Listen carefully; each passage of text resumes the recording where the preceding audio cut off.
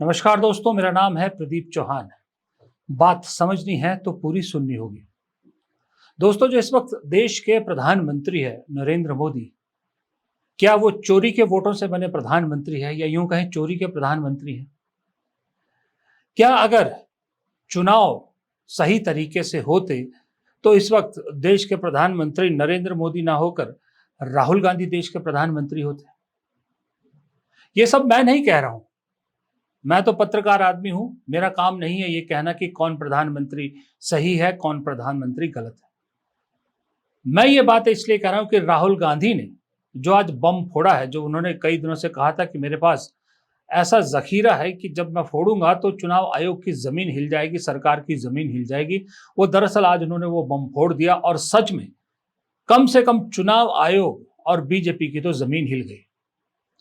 राहुल गांधी ने भरी press conference, पूरे खचाखच पत्रकारों से भरे हॉल में प्रेस कॉन्फ्रेंस करके जो डाटा, जो इन्वेस्टिगेटिव रिपोर्ट्स और जो आंकड़े रखे, उस आंकड़े में अगर जरा सी भी सच्चाई है, अगर मैं इसलिए बोल रहा हूं क्योंकि ये देखिए, राहुल गांधी ने कहा है, मैं पत्रकार हूं, मैं तो वही कहूंगा जो राहुल गांधी ने कहा है, मैं ये नहीं कहूंगा कि वो सच है। लेकिन अगर इसमें जरा सी भी सच्चाई है, इतना तो मैं एक पत्रकार होने के नाते कह सकता हूं कि अगर इसमें जरा सी भी लेश मात्र भी सच्चाई है तो इस देश का चुनावी सिस्टम और लोकतांत्रिक सिस्टम ढहने की कगार पर है, अगर इसमें लेश मात्र भी सच्चाई है।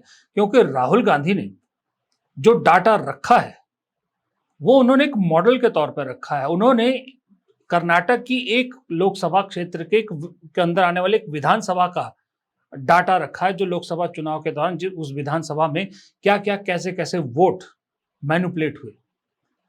उन्होंने कहा यह मॉडल है, पूरे देश में इस मॉडल को अपनाया गया और उसके बाद ये ट्रेंड चालू है। तो उस मॉडल को जो रखा है और जो तस्वीर निकल के आ रही है, सही में बहुत भयानक है। राहुल गांधी ने कहा कि उन्होंने जो डाटा आज जारी किया, जो उन्होंने प्रेस कॉन्फ्रेंस में किया, उन्होंने कर्नाटक की जो बेंगलुरु सेंट्रल लोकसभा सीट है, उसके अंदर आने वाली महादेवपुरा विधानसभा सीट का एक आंकड़ा रखा।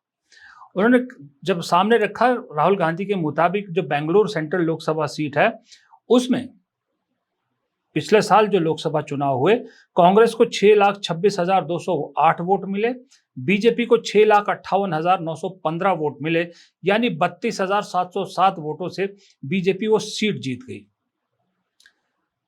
राहुल गांधी को लगा, कांग्रेस को वहीं से शक हुआ, क्योंकि कांग्रेस को पूरी उम्मीद थी, जो इंटरनल पोल थे कांग्रेस के, वो 16 सीटें जीतने की पूरी उम्मीद थी। कर्नाटक में 16 सीट कांग्रेस जीत रही है क्योंकि राज्य सरकार भी उसकी है। लेकिन जब चुनाव नतीजे आए तो सिर्फ 9 सीट कांग्रेस को मिले, बाकी सीट बीजेपी और जेडीएस को। फिर कांग्रेस ने जीरो इन किया राहुल गांधी के मुताबिक कि भाई इस लोकसभा क्षेत्र को जरा खंगाला जाए, क्योंकि इस पर कांग्रेस को उम्मीद जीतने की पूरी पूरी थी।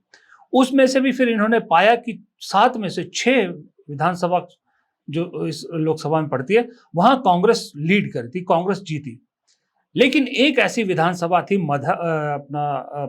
महादेवपुरा असेंबली सेगमेंट ऐसा था जहां बीजेपी जीती, और सिर्फ जीती नहीं, एक तरफा जीती और पूरा चुनाव बदल दिया। फिर कांग्रेस ने उस पर जीरो इन किया और चुनाव आयोग से जब आंकड़ा मांगा गया तो चुनाव आयोग ने इतना सारा डाटा दिया कि राहुल गांधी ने जब फोटो दिखाई कि 7-7 फुट लंबे 3 ढेर बन गए।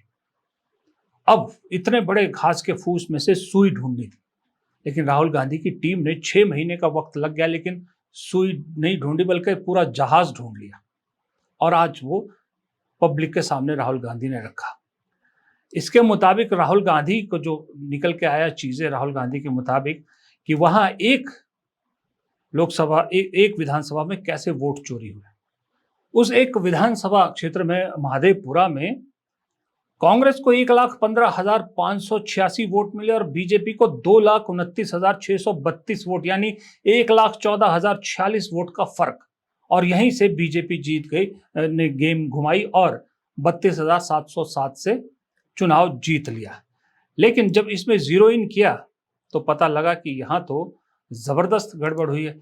जब 6 महीने की मेहनत के बाद उस घास के ढेर में से सुई निकालने की जगह जहाज निकला, तो राहुल गांधी के मुताबिक पाया कि 1,0250 मतों की कैसे वहां चोरी हुई, जिसमें से 11,965 वोट ऐसे थे जो डुप्लीकेट वोट थे, मतलब एक ही आदमी के कई कई वोट थे।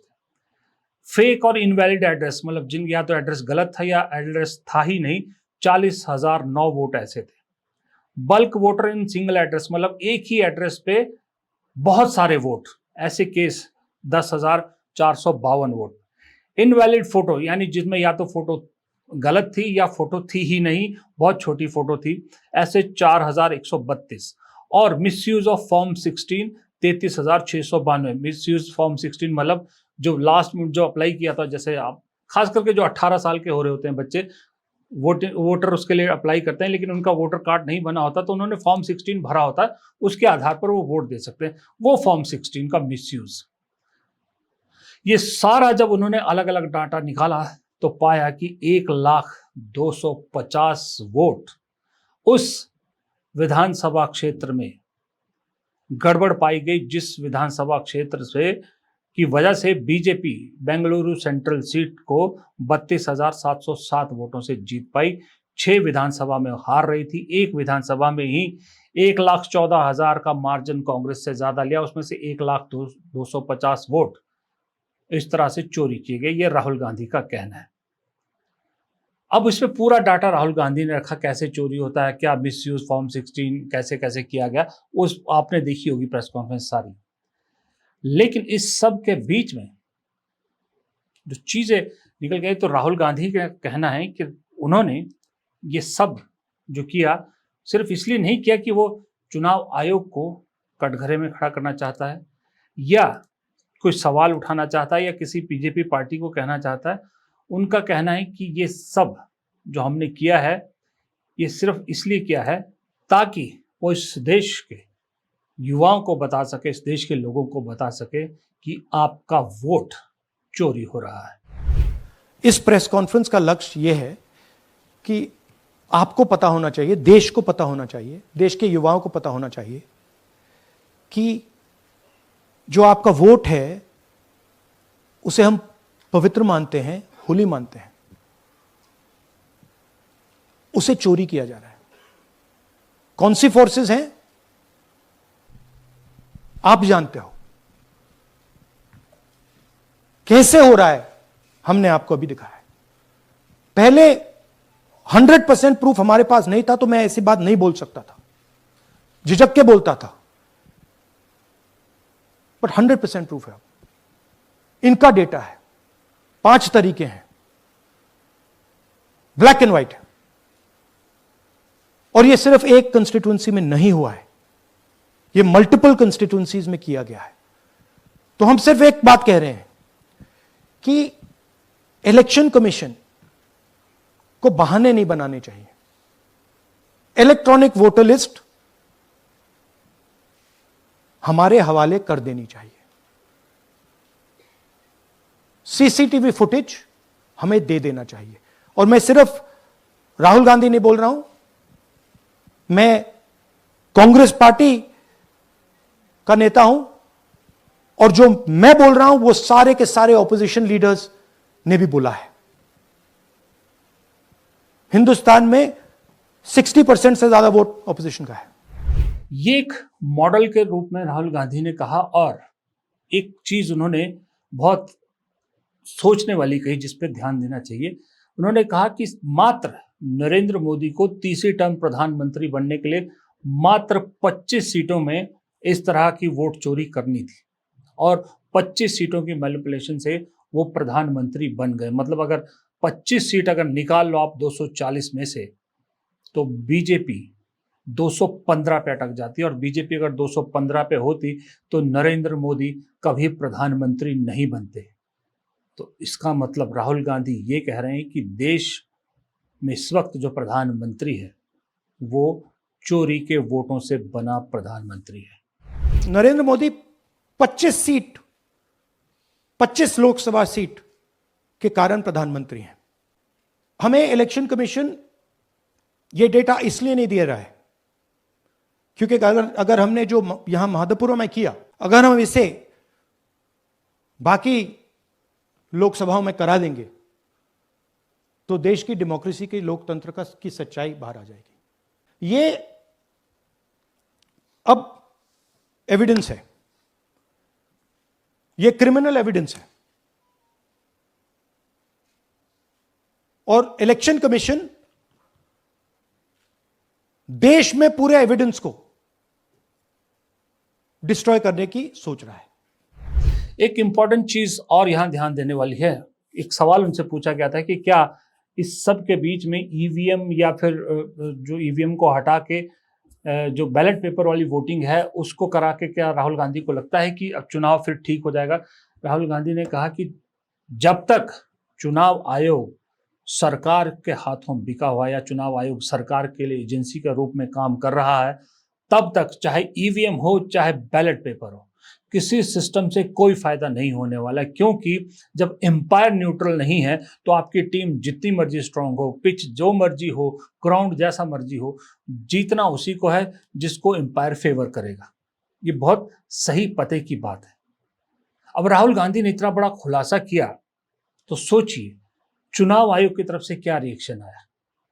कर्नाटक के चुनाव आयुक्त कहते हैं राहुल गांधी को कि ये सब जो वो कह रहे हैं वो उसकी ओथ लें, मतलब कि उसकी ओथ लें, मतलब उसको क्या कहते हैं, उसका सबूत भी नहीं कह सकते, ओथ लें कह रहे हैं आप इसको, जैसा आप हिसाब से आप समझ लीजिए।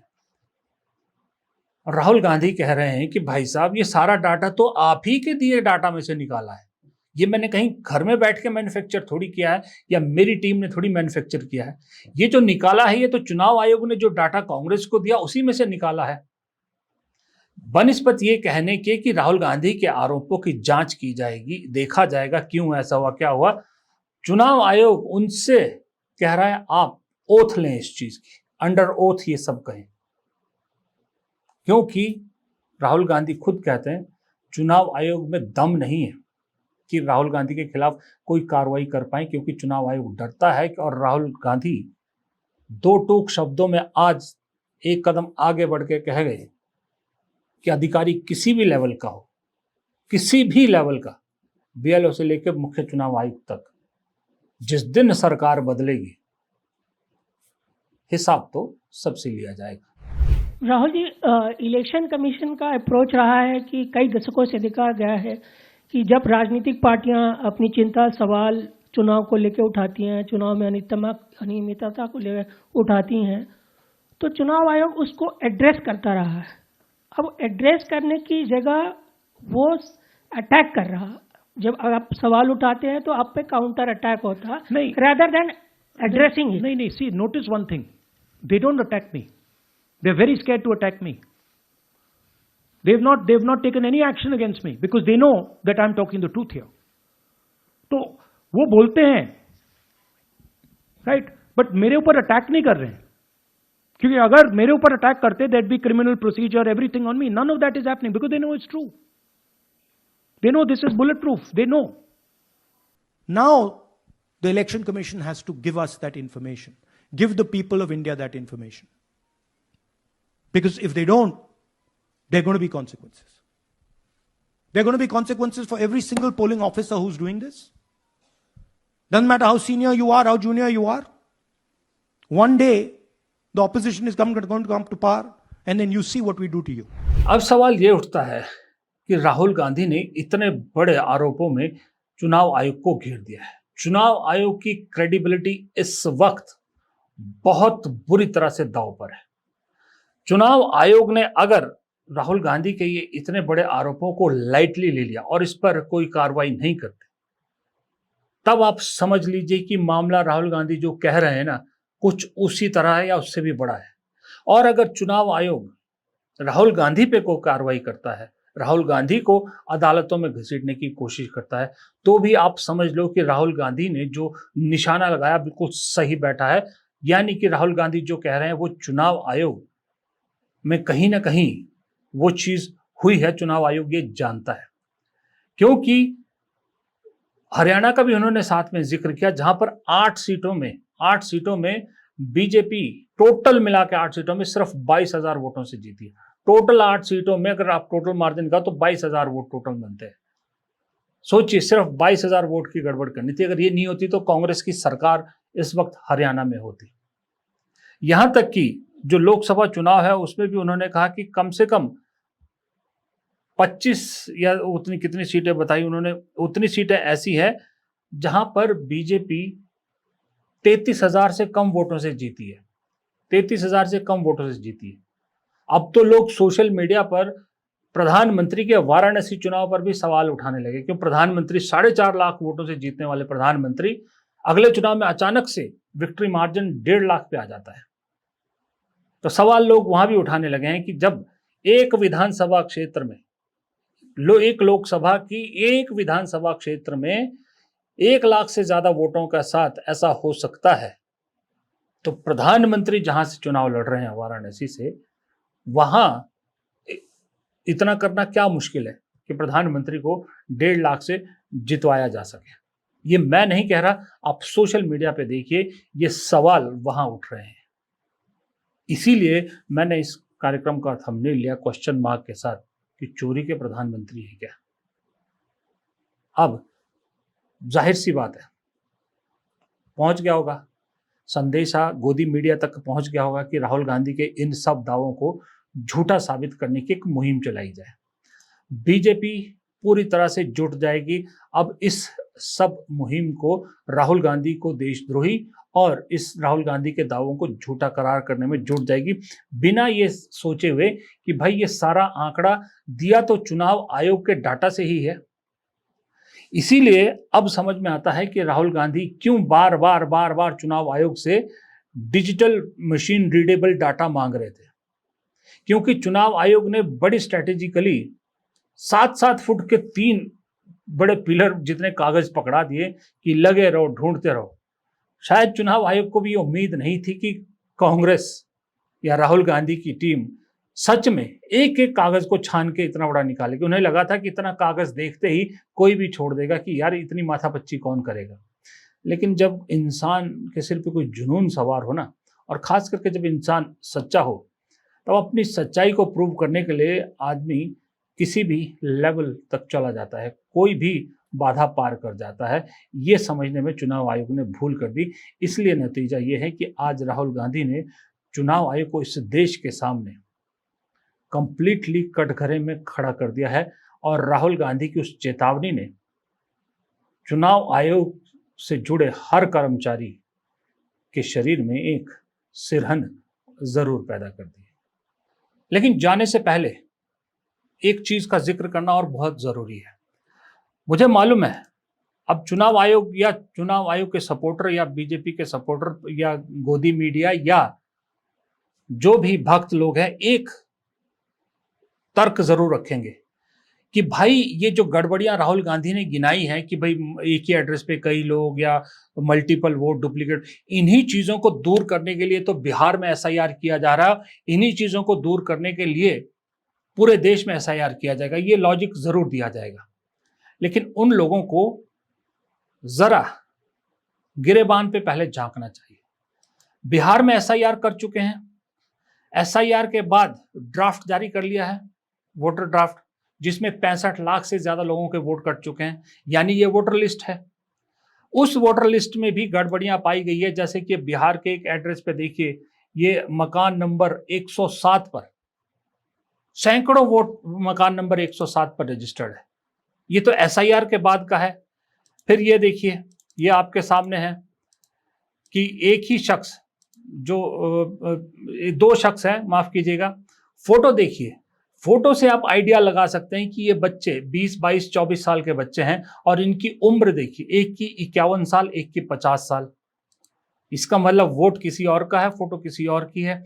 ये देखिए जो राहुल गांधी ने वहां कहा कि बिना फोटो के, और इसमें देखिए बिना फोटो के वोट बने हैं। और ऊपर से फादर्स नेम, पति नेम देखिए, एक जगह मधु कुमारी पति का नाम हस्बैंड, एक दिव्या राज पिता का नाम फादर, एक नेहा कुमारी पिता का नाम election commission of India, Shweta Gupta father name में अन्य अदर। ये चीजें तो अभी भी चल रही हैं।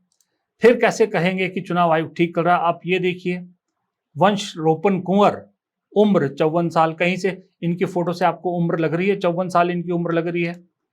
और ये देखिए तेजस्वी प्रसाद यादव, जिनका अभी एपिक को लेकर हल्ला मचा था, चुनाव आयोग ने तुरंत कहा कि ये है तेजस्वी यादव का वोट। तो तेजस्वी यादव का जो वोट है, जहां पर जिस मकान नंबर 110 में, उसी मकान नंबर 110 में कोई मंटू कुमार रहते हैं, पिता का नाम नरेश कुमार है। तेजस्वी यादव को ही नहीं मालूम कि मेरे घर में कौन रहता है।